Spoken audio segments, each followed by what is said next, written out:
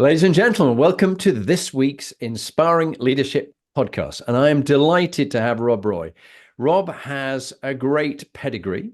Now he is the founder and CEO of Trident Coaching and Consulting, but it's his Navy SEAL experience. Seems to be a bit of a thing. I love the quality of the leadership that comes from Navy SEAL training. As you know, we've had Admiral Bill McRaven and we've had a couple of other great SEAL leaders, but I actually particularly like Rob because he was a chief petty officer. They're basically the people who do the stuff. A lot of officers talk about it, but the chief petty officers are the ones who actually run the organization, really in the heart of it. They've come up from having served at the most junior ranks all the way up through his 26 years in the Navy. 20 years of those years were in Navy SEAL teams on active duty, which is very impressive. He was part of Elite SEAL Team 6, which specializes in anti-terrorism and marine interdiction. And he's worked with fascinating organizations like the Army, Special Forces, like the CIA, and like US Customs. He's been on TV shows like Deadliest Warrior, Rhino Wars, and The Ultimate Soldier. And he's even got the amazing voiceover, the character War Dog on the PlayStation Navy SEALs. So without further ado, Rob, welcome to the Inspiring Leadership Podcast. I don't know how to follow up after all that. Well, I forgot my resume. what a life. What a life. It's been fascinating. And I think the thing now I love in the conversation that we've had already, the words that come out through particularly also through your book, The Navy SEAL Art of War, which I also recommend to listeners around the world in 126 different countries to have in my case, I'm dyslexic, have a listen or have a read of it. But having loved The Art of War anyway from Sun Tzu, having the Navy SEAL and the lessons from the world's most elite fighting force is going to be very interesting. What made you write the book, and this mix between the military and business is a fascinating one for me. Well, what made you write the book? Well, it's not so much a unique question. It is one that I want people to kind of understand where my mindset was when I sat down and wrote the book, and that I had been out of the military for a few years, and then start working with companies. Basically come in, SEAL guy talks about what they do. And it was out of that what sprung the idea of building these programs. We're taking civilians through these programs and then saying, "No, this is how you can become not become a Navy SEAL, but how you can dig down deeper." So the book was a better way of broadcasting that kind of message out to people who wouldn't go through the program or didn't go through the program or couldn't go through the program. It's like, hey, here's some lessons that you can just pick up off the street. So I think there's 49 or 50 different topics that are in there, and they're meant for anybody to pick up and go to one page of it, read it, and then go on and be a not an expert, but an understanding how they can help be a good servant to their people that are working with. And that's a lovely term, service. It's in the bones and in the blood of any serviceman, the very word serviceman, servicewoman. But why have you found service such an important thing that people in the military get, but they may not get in business? I think when you talk about service or being a servant, it's said that you give a lot of yourself to people, and there's a reward that you get from that, seeing them grow and how they're attaching to whatever their specific tasking is, and having people, or at least for me, I can speak for me, that watching people catch on to those lessons and then help other people. It's a kind of a force multiplier. So I'm doing this person's doing that, and they're doing that, and you see that relevant to all the people that they're dealing with. Yeah, no, it's really good. And I think that takes me on to my next question, really, is you've been in these life and death situations. You see a lot of mayhem in the fog of war and the battle. You've had colleagues killed, you've had colleagues injured, you've been pretty close to death yourself. How does that compare, those life and death situations that you've been in, to the pressure of running a business? I mean, like they must be so far apart. Do you think leaders are too soft in your opinion, or is it just a different ball game? I would say that it's relevancy, right? It's perspective and relevancy. So a CEO of a company, when I sit down and talk to them, I said, well, you may not lose people on the battlefield, but think about if you lose market share, which is like losing the battle or losing the fight, then the people you have to let go are now casualties of that wrong decision. And so you may not lose them in their perspective, they're not losing them, they're going on. There's other things they can do, they're smart people, but their families are affected by it, their kids are affected by it. People develop alcoholism when they leave. No one checks on a person when they leave the company, when they fire them, or do they have to let them go? And that's all because you lost market share and you have to reduce your overall debts to keep your business running. And so there is a relevance to when we go to combat and we fight people, hand to hand, or we fight them shooting at them, that when a company loses market share, the exact same thing is happening because your people that are being fired or let go are still going to be casualties, whether it's alcoholism or whether it's I'm not saying people can do drugs, but I am saying that there is an impact on a family unit when that does happen, and you do not go back and check on those people once they leave. Yeah, it's a really good point. And I working around the world with different countries and their style of how they treat employees.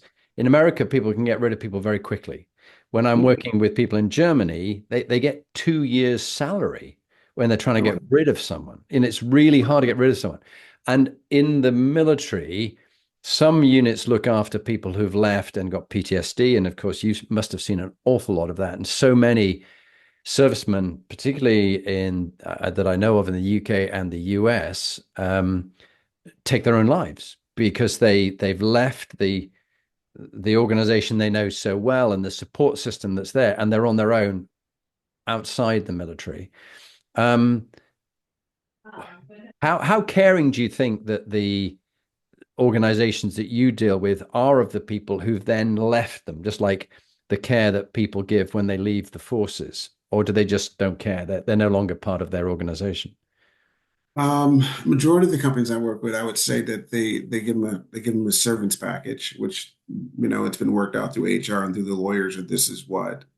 And I'm not saying it's a bad thing, right? We all have to be aware of no company is going to hire you for life. They're understanding that walking into the door, but also letting your people know that they need to be preparing their nest egg when they leave. You're getting $100,000 a year, and it's kind of up to the company to take care of you while you're there. But when you leave, there's some stuff you have to do for yourself. So educating your people on financial literacy and what they should be doing with their money is one thing, but also um, they have health benefits. They usually give them, I think it's called Cobra when they leave the organization, but it's not like the military where there's trauma involved with a person leaving, and there's organizations out there to help them move along because they've given so much of themselves. They haven't been connected with society as well as a person who's working for an organization or a company. And there are also people that are out there as well.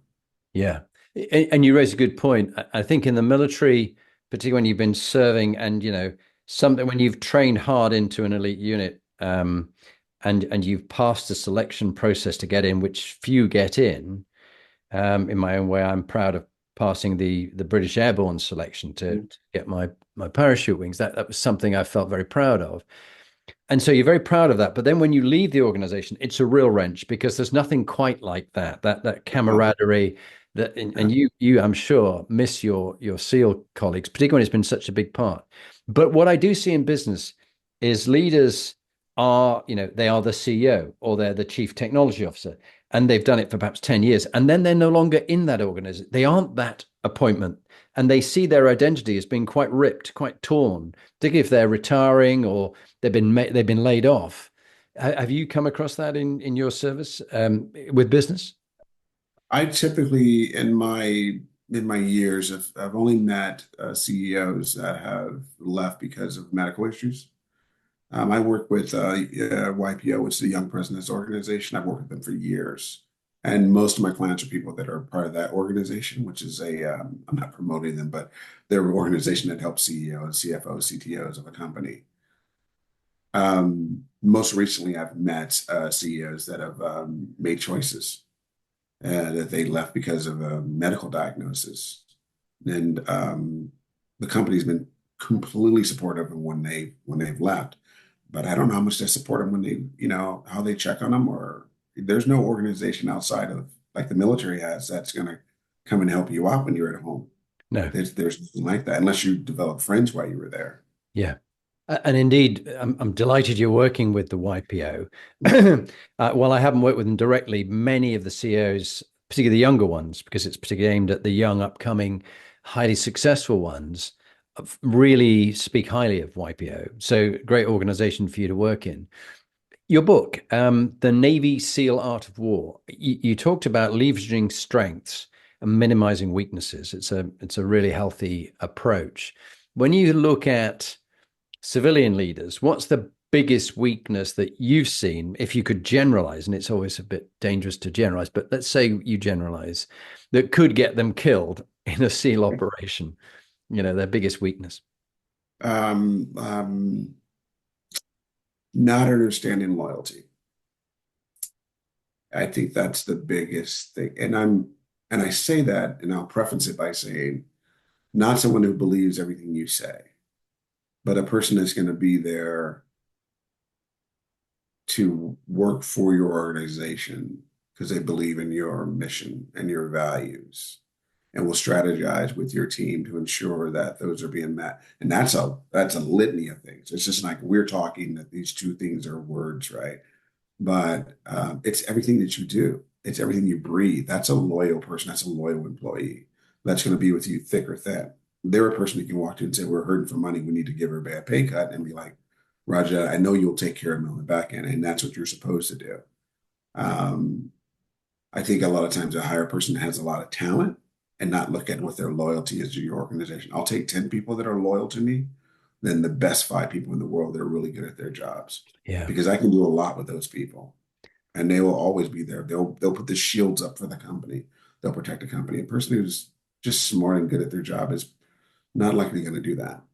It's a very interesting one. And of course, you may know only too well, loyalty can be branded or banded around and Yeah. misused. There was the classic case, of course, with the former president Donald J. Trump, who Mm. knows might be the next commander in chief in a week's time as we're recording Yeah. this for a few days away. And he got very upset with the CIA director who wouldn't swear loyalty to him. But I Yeah. think he took loyalty in a slightly different way, that it just means whatever I do, Pence, you're going to forgive me even if we march on the Capitol. Um, Yeah. and so I think some people can use loyalty in the wrong way, not the way that you're describing at all. But that takes me on into a very cheeky and dangerous area. The military are always supposed to be very apolitical. We're not, supporting one party or the other. We just serve Yeah. the commander in chief. Which way do you think the military would be hoping the election is going to go? Is there a predominance for Republicans and Trump, or a predominance for Kamala Harris? What do you reckon? That's interesting. I thought about, it's funny. I thought that you may ask me a question about politics, and I said, how would I answer that?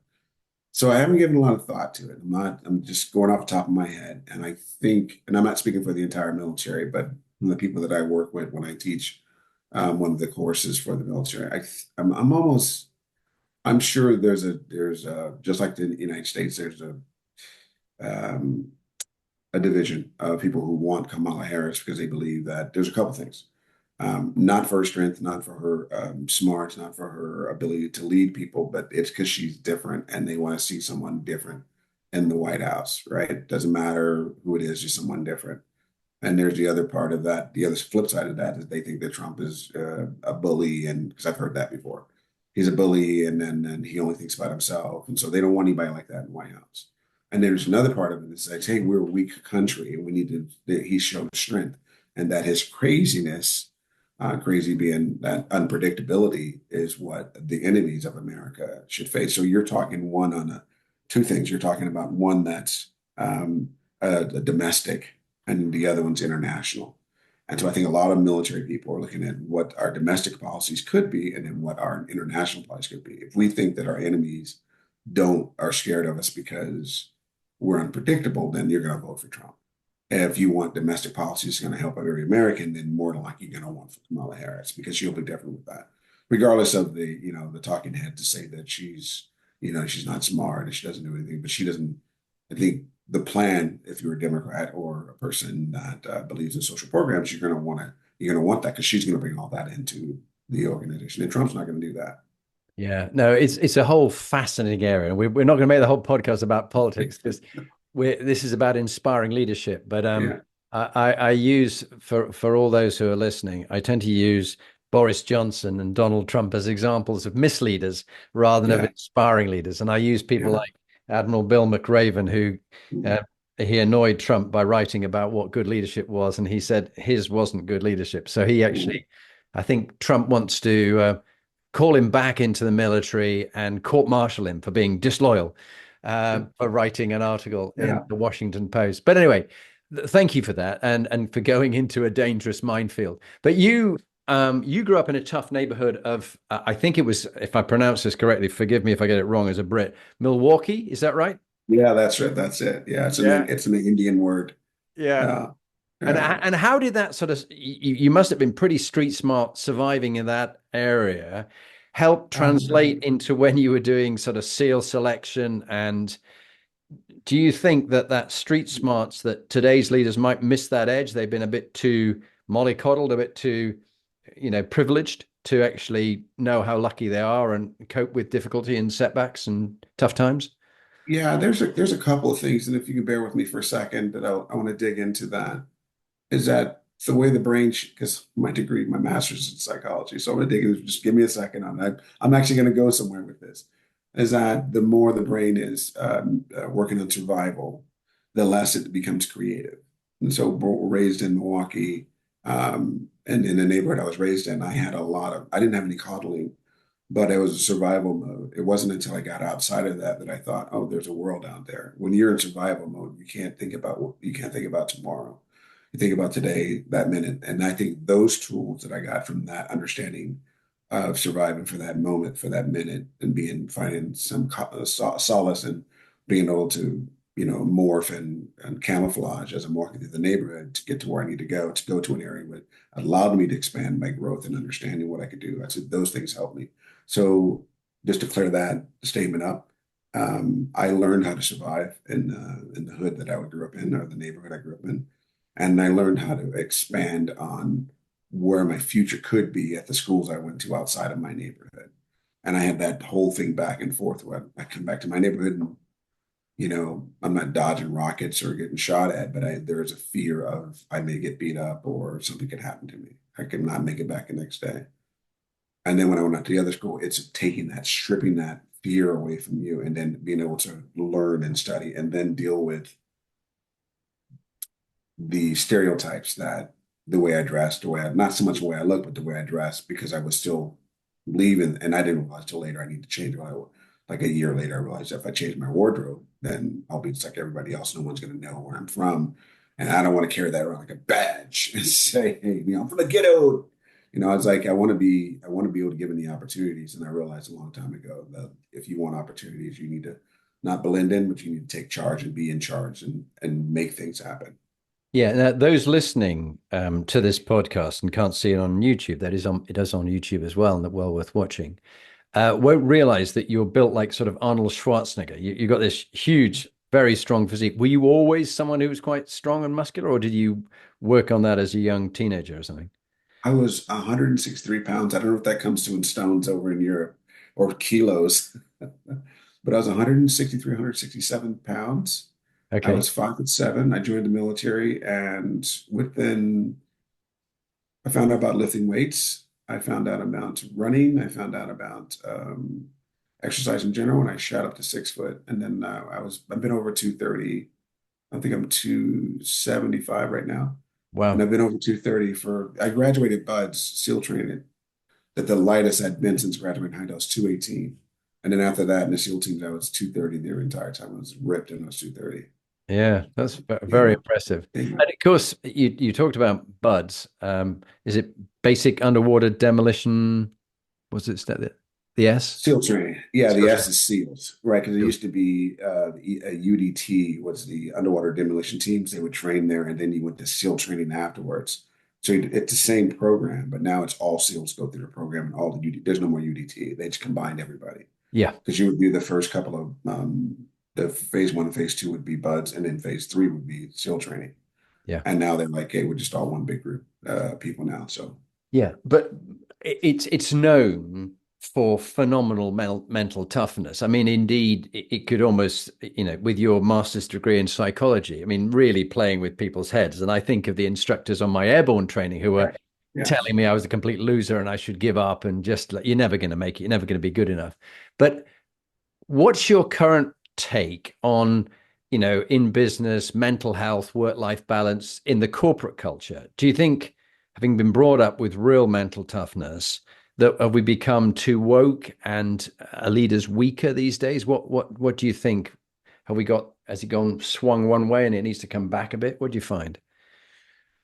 I think any organization, the values of the organization are led by the CEO. The CEO is the vision of the company. So if there's an issue with the company, it's going to be with the CEO. The CEO believes that um, uh, sexual harassment is okay, it's going to be okay. Yeah. To see if he doesn't believe it's going to be okay, it's going to be the things that men and women can work together, no problem.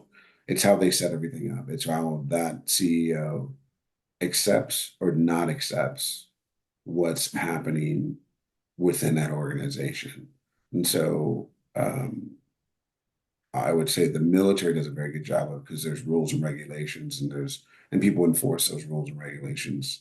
Like right now, fraternization is a big thing in the military. It's a Mm. big thing in corporations as well. But if you don't follow the rules, if you let it happen, it's going to happen all the time. And sometimes, well, that's my best person. It's like, well, your best person shouldn't be sleeping with that other person because not everyone, but there are people out there that you hire. They're looking to work the system, and when the system doesn't work for them, they use the system against the organization.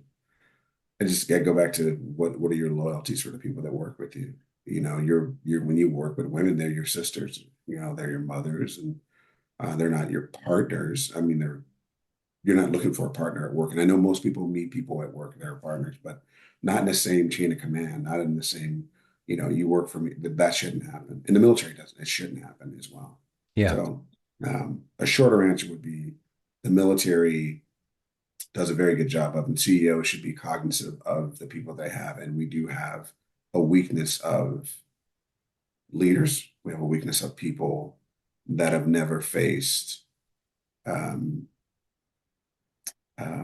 I don't want to say negativity, but they've never had an opportunity to uh, be tested, Yeah. right? They've Yeah. never been tested. If I can expand on that for a second. Yeah, do. So when we were, and I'm not going to go back that far, but you need to know where you're at today based on where you were last year. And if you're not going to push yourself, then you're never going to know where your finish line is, or you're never going to know where that line is. And so every year, if I'm resetting my values of who I am as far as like what I can push myself to do, then if I don't do that, then I'm never going to be better than I am or I was yesterday. But if I do that, like say you're a person that runs a marathon and you don't train for it and you go, I'm going to do a marathon. It's not about training for the marathon. It's about the mental toughness of whether you're going to push yourself to do the marathon. It isn't even about completing the marathon. It's about how far can you push yourself mentally to meet that goal you're setting in the set. When I tell people to go out and do I call them evos, evolutions, and say pick something that you're not training to do, and then try and do that, and make it difficult enough that you may fail, because that's going to tell you that's when you're going to be talking to yourself. That's when you're going to be motivating yourself. That's when your willpower comes in. And you know that most people don't even know what willpower is. I'm going to stop smoking. I'm going to work out. I'm going to change my diet. Oh, I failed last week. But if you put yourself in a position where you say, I'm going to run this marathon, I'm going to go until I can't go anymore, and you don't train for it, and I don't want you to train for it, then you know who you are because that conversation is just with you. And how you complete it? So what do you think think of yourself when you're done? Yeah. If I do 5 miles, that's all I'm worth. If I do 10 miles, that's all I'm worth. Am I going to push myself to do 26 miles? Doesn't matter when I get there. It matters how I got there. Yeah. Yeah, it really resonates so strongly what you've said with me, that this idea of your evolutions, to pick something you haven't done and that you may fail. Nancy Klein, who I worked with and did quite a bit of work on time to think, she had a colleague who talked about the y-axis and the x-axis. The y-axis is the challenges you face, and the x-axis is your abilities. If you draw a 45-degree line, on that 45-degree line, your abilities match the challenges you get given. So anything underneath the line, you're not really stretched. It's easy. It's within your abilities. But above the line, this is what you've been talking about. That's where you haven't done it before. You may fail. You've never done it. It's scary. What happens if I fail? But above the 45, that's where you grow. That's where Yeah. you learn and where you grow. And I, even now at 62, and we're a similar age, I think, Bob, you and I, I'm finding going out like this morning, training in the gym for an hour and a half, and I was just putting a bit more, another incremental 2.5 kilograms on the stack of weights on each of them as I pulled the cables.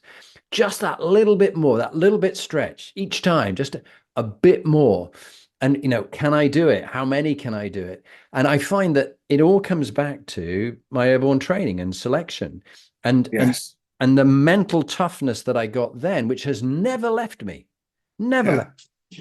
So I think the training that you're doing and bringing those kind of things into business is fabulous. Trust is the next thing I want to talk about, because it's a big thing in your book and in the Yeah. training that you do with the businesses. Yeah. How do you get the point across on trust, and what exercises perhaps do you do around trust? The first one, if we do one of our programs, trust is that we don't tell them what they're going to do or how they're going to accomplish the goal. We just say, you just have to trust that we have your best interest in mind, and you're going to do what we tell you to do. There's no time, there's no schedule, there's just the event. It's going to be over in 2.5 days. It's going to go by quick. Trust us. And they're in our hands. Their meals, their medical, their physical fitness, and we do things that challenge the senses of they must know what they're doing. Here's a good example of trust. Um, Somebody you don't know, and they blindfold you, they handcuff you, and I'm going to take you through this maze. I just need you to step where I tell you to step, and then in a couple of days this will be over. Would you do it? And you'll do it if you trust the person. Yeah. But if you don't trust yourself, you won't do it at all, no matter how much trust you have in that person, because you think you're going to fail. But you tell them that I'm not here to let you fail. I'm here to help you get through this. And that's the hardest part, is I have to trust you, but I don't trust me. Right? I don't know what's going to happen to me. I'm that I'm that little bunny in the corner, just I don't know what's going to happen. So you're so focused on failing that you can't focus on winning. And that must be really interesting for you, having done all that selection to get into the SEALs, but then being in the SEALs and going on all these operations around the world. And then later in life, I don't know what stage you did your master's degree in psychology, but then you do the study of the theory of it, and you go, I'm not sure about that one. That doesn't kind of, I don't kind of fully buy into that from my own experience, but that makes sense of the experiences I had with my team here when we were in Afghanistan or Iraq or whatever. I can make sense of that now from having studied the psychology. Do you find it quite interesting, having reverse engineered it, to learn about the theory Yeah. afterwards, having done the real hard, tough mental ordeal beforehand? Yeah, especially with buds training and then all the SEAL stuff we've done in the past and how we keep people motivated and using their willpower. It's fascinating. And if I go for my doctorate, I'm probably going to write a thesis on the willpower of a Navy SEAL, because I think it's important.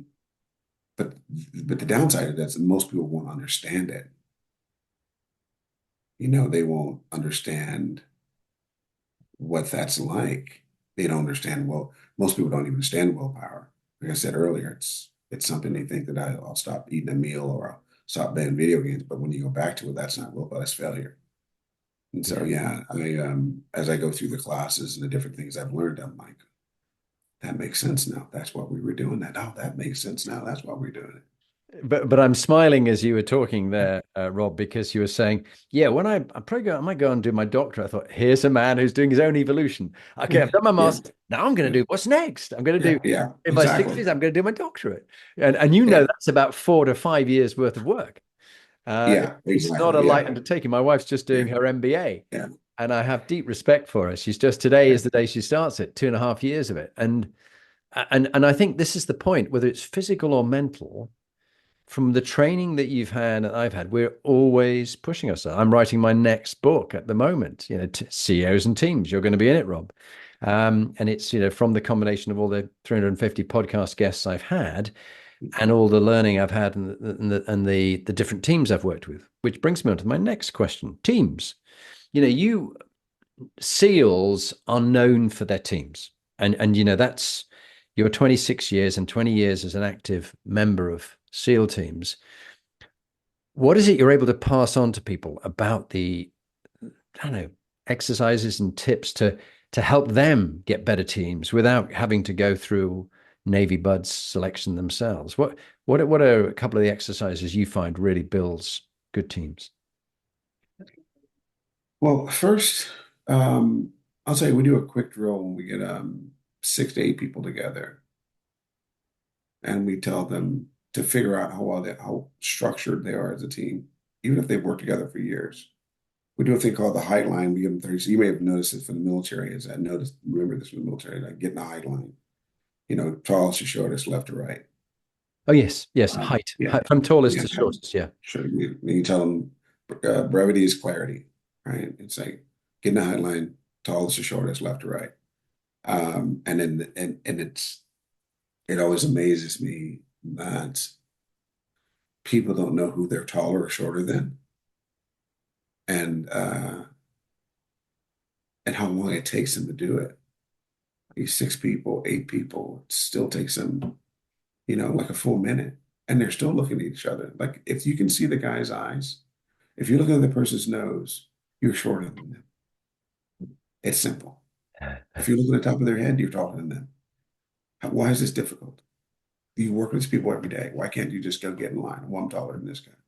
And it takes them forever. So at that point, I know that they don't really know each other. The second thing I do is we have a big group and we do count offs. And then you can tell by the pitch of their voice and the tone is whether or not they're unsure of themselves. Because they have to speak out loud.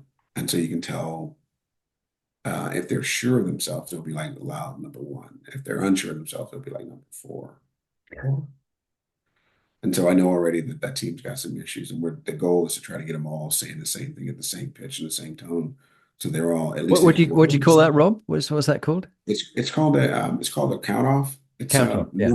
numbering. It's basically numbering. It's like count off from the left, and then they'll go 1, 2, 3, 7, 8. It's like, are you shitting me? Hey, did somebody turn? Then you go through this whole thing about volume and are you unsure of yourself? And you hammer them. It's like everybody needs to speak up. You need to speak up. If you're going to speak truth to power, this is where it starts. And so you need to have a voice in that team. You don't have a voice in that team because your voice is so small. And they think about it in the real context. It's like maybe I don't speak up. Maybe I don't speak truth to power. It's like, no, you don't. For whatever reason, it comes out when you're afraid, cortisone levels kick in, and you go, I'm afraid. Well, are you afraid of that big deal they're going to get? Are you not going to speak up when money's on the table? Because if you can't speak up here, you're not going to speak up when there's money on the table either. And so that's right. And that's a quick way for us to figure out how teams are set up. And because we're very boisterous, we're very loud, we're big, and it's like just count off from the left. It's a simple quest, right? And you think, oh, it's not a big deal. But some people fail at that. Yeah, and it's so great because I obviously remember doing those exercises in the military myself and not knowing the psychology behind it either. But now you've done your analysis of what works and what doesn't. That's fascinating. And then in your book also you talk about Boyd's OODA loop, OODA. Do you want to just Yeah. explain to people who are listening, never come across the pilot Colonel Boyd and the Yeah. Well, yeah, OODA loop? it's called the OODA loop, and they do it every day. OODA loop is observe, orientate, decide, then act.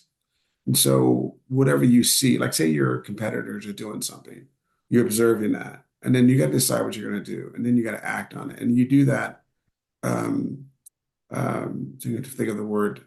You do that consistently. You do it over and over and over again on everything that you do, and you're always looking at what you're doing and how you're doing it, and then deciding on what you're going to do, and then repeating that so you're always ahead of the competition. Apple does it with this iPhones. and was it Samsung does it with their phones. They see what Apple's doing or what Apple sees what they're doing, and they go, okay, I'm gonna do the same thing. Eventually, they're come out to be the same, but there's a better product software wise. So the personalities, the outlook is the same, but the software is different for different people. Whereas, like say, I'm using these two products, and I'm not favoring one or the other, but one's a roadmap that basically takes you where you want to go. The other is more off-roading. So so if you want the roadmap with the exits and everything all spelled out for you and everything is labeled properly and that you don't want to change anything, that's a device for you.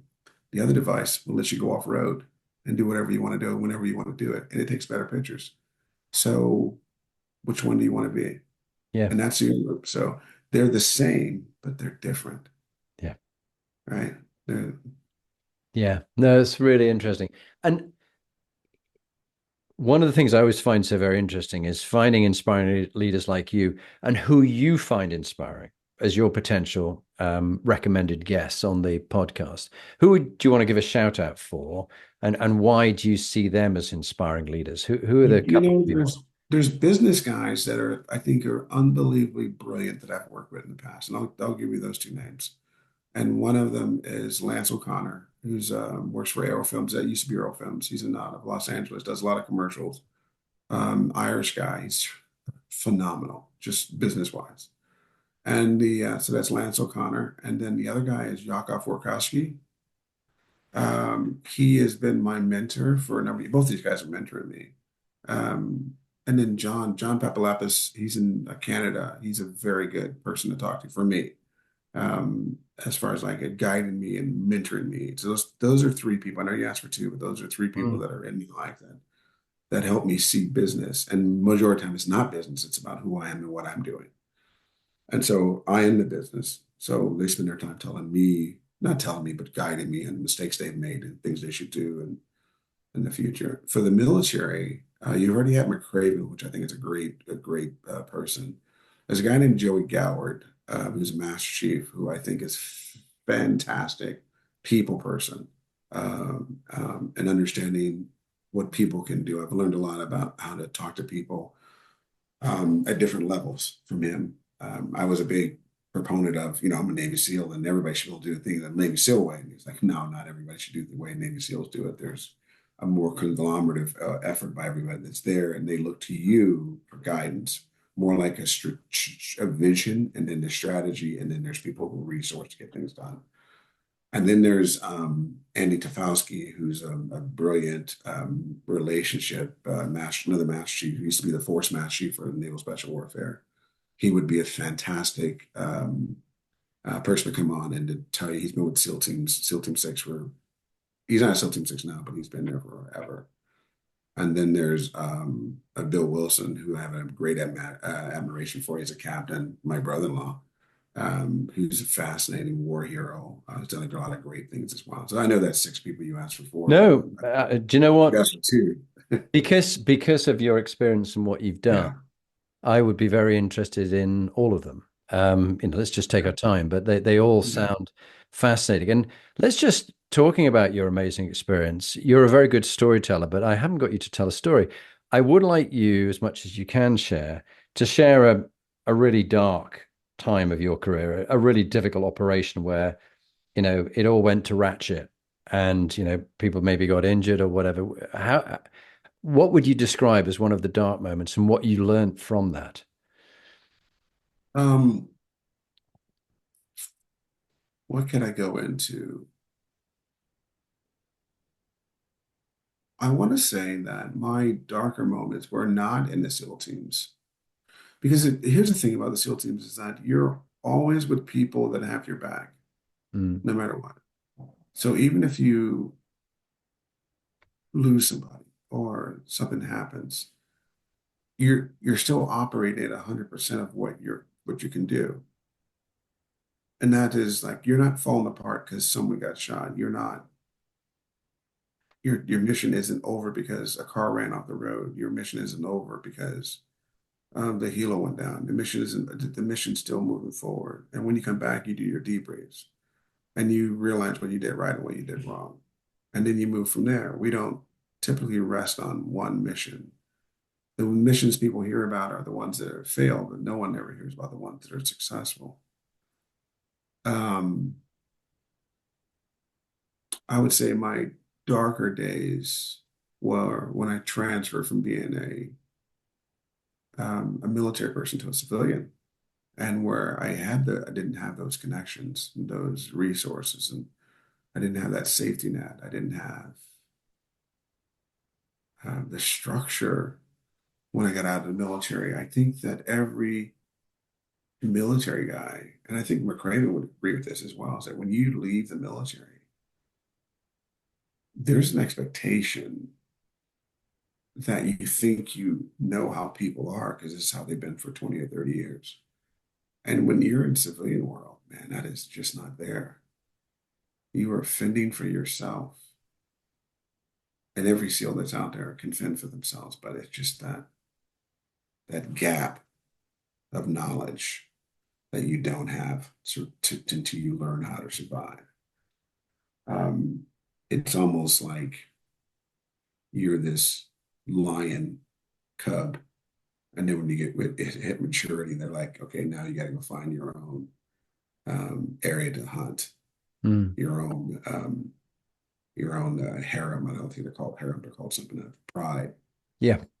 And then you're out there with a buddy, usually, maybe, but you got to make it happen. And I think every person that's in the SEAL teams and every person that's done special operations has got out and then realized after like 8 months, VA is going to help you with everything, but I've realized that, you know what, no one's going to make this happen but me. And it's a dark time. And that's where those suicides happen, the self-injury things happen. There's when, um, people, drugs and alcohol, that period of time from when you left until you figure out what it is when all that happens. Yeah. It's sad. I mean, your PTSDs are coming back at you. Those demons are there. There's nothing to restrain them because there's nothing you can use to work through those things because you don't access those resources or you're having problem accessing those resources. So I think that when you're like I did 25 years, and I said if I had done another year, I'd been institutionalized, which I couldn't have got out and done anything else. Right? The longer you stay, the more you become part of the system that you're a part of. And the military is a great place, but at some point you got to realize you got to go because Yeah. there's another world out there. In fact, Yeah.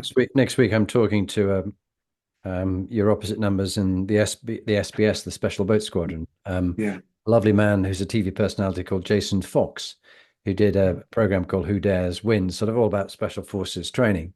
And in his book that I was just reading recently, he was talking about his own PTSD, and he went that extra year that you didn't go, and he had to be medically discharged for his PTSD. It just everything began to crumble around him. He'd served too long and been on too many tours, and I've got a number of friends who've suffered from it. So yeah, I think the transition is the thing that people find the hardest from the military into business, and how do they adapt and how do they find their swim buddy or their team in business, and people who would give time without expectation of anything in return to help you, that then you can help others. I think that's very interesting, and that really brings on to one of the other themes in your book, learning from failure. I think, as you say, you don't hear about the successes very often, but you hear about where it's all gone wrong, whether it might be, aircraft crashing in the desert in the Iranian rescue operation where it all went wrong. People talk about that time and again. But as you say, there's so many operations that all went well, but people don't talk about that. But learning from failure is a big part of the after action review, isn't it? Just want to just tell people who are listening about the importance of after action reviews and learning from failure.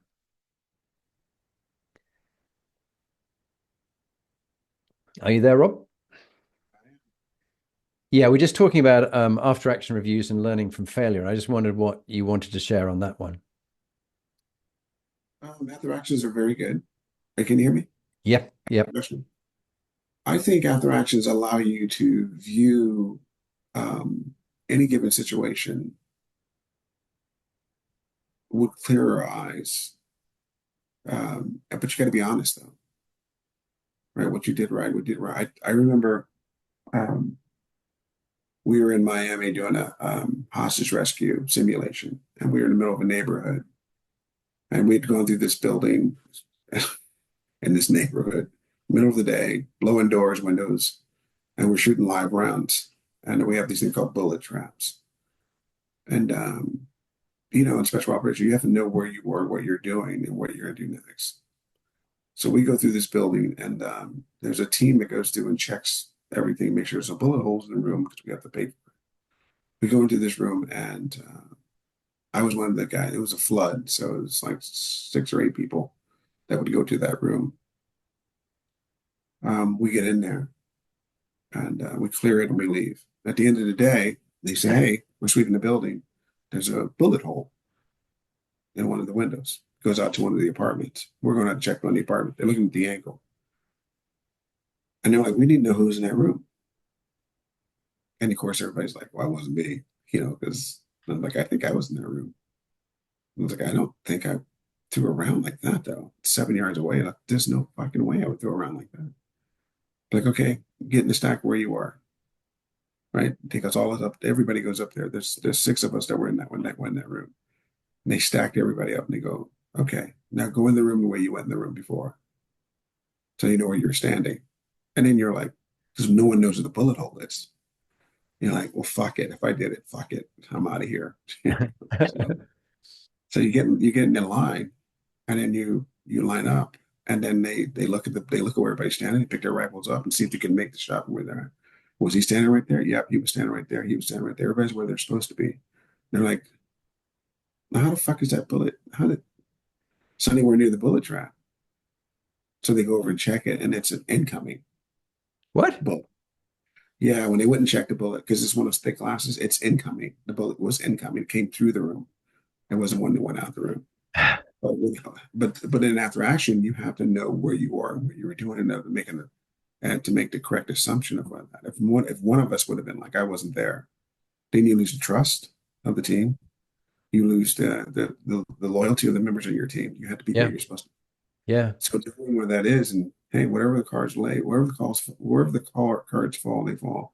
I always look back at that and go, whatever it is, but you need to know, right? In order to make the right to eliminate, um, not you as a suspect, but to eliminate all the other factors, so you can go, well, it's from the outside. Yeah. And that is a brilliant after action views, or AAR, Mhm. is a brilliant way of businesses looking at when something has gone well, it's gone badly, whatever's happened, to learn from it, that they can move forward. I think that's so good. Um, We we incorporate that with businesses, and we tell them that they need to look at everything, and then yeah, what are you doing right? What are you doing wrong? And what can you do different? yeah, On everything. yeah. I think it's so good, Rob. You're spot on. Um, I think we'll end with just a couple before we go into your top tip. Who gets the credit and commander's intent? So, which one do you want to pick first? Which one do you want to talk about first? Um, uh, who gets the credit? Who gets the credit? Okay. So tell us about why this matters so much compared to in business, and how you're trying to get it taught in business as well. Well, it kind of goes to your vision of your company. It's amazing what you can accomplish if you don't mind who gets the credit, right? Yeah. Um, if we're working in a team, it's the team that gets the credit. It's the organization, it's the company that gets the credit. That you think that, and I use Tesla. All those people working on that car, it's a brilliant piece of machinery, electronic machinery. Technology is the car is a technology, but there's so many things that are allowed to change on a daily basis with that car when people put input into it. It's not the same car. I was watching a program the other day, and they were like, "Well, it depends on when the car was made and where it was made, determine what they need to do to fix it, because they're all different." Because they say they allow the people at that particular plant to make changes that are beneficial to that car every week if it's going to make the car better. And you're like, "Oh, that's impossible." It's like, no, but it's always a better product. And they can maintain that edge because they're listening to their people. They're building products that people want.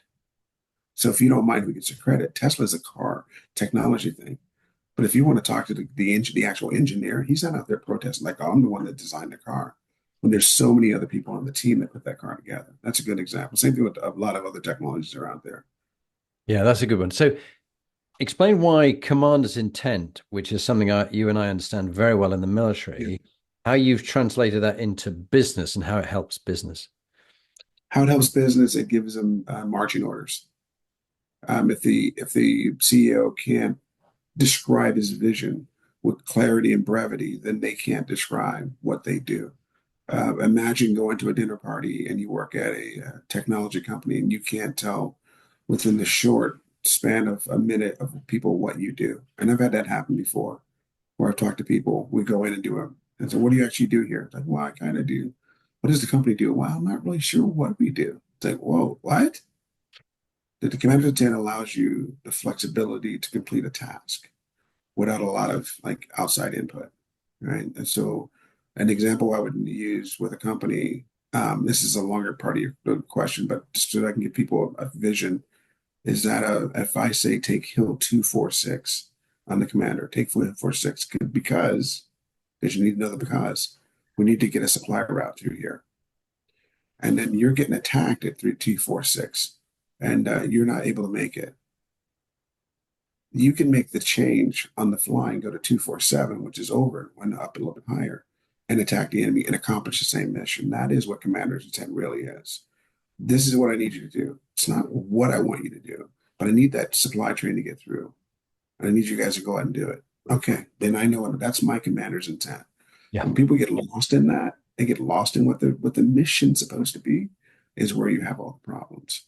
Yeah. And I love the book Turn the Ship Around by Captain David Marquet, who was he took the worst damn ship in the Navy and made it into the best damn ship in the Navy. But he talks about this. This is my overall intent. What's your intent to achieve my intent? So like this idea of not being the boss isn't the answer man. He gives them the intent, but how they do it is up to them.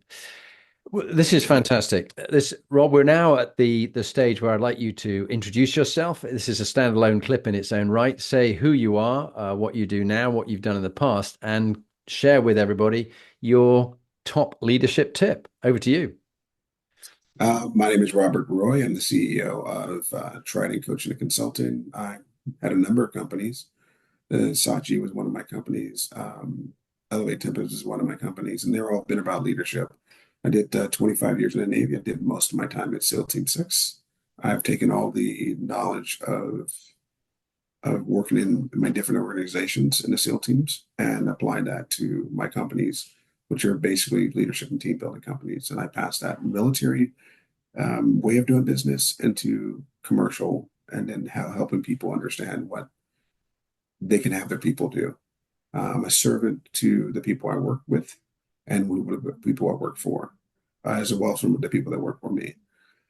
My biggest tip is hiring people based on their abilities and not on the emotional content. Whereas to say that I like them is not a good reason to hire somebody. How they're going to perform for the organization, how they fit into the organization, how they meet and understand your values of the organization and your commander's intent are what's going to make them successful in the company. Great minds work together. Great minds do great things together. But without outside voices, you don't want a monolithic organization where everybody believes the same thing. You want everybody to give inputs to make the product or whatever you're producing to be better. Fantastic. Rob, it's been an absolute joy having you on the Inspiring Leadership podcast. You have a wealth of experience. I do recommend to people your book, The Navy SEAL Art of War, Leadership Lessons from the World's Most Elite Fighting Force. But thank you for what you do and good luck helping businesses around the world as CEO of Trident Coaching and Consulting. Thank you once again. Thank you.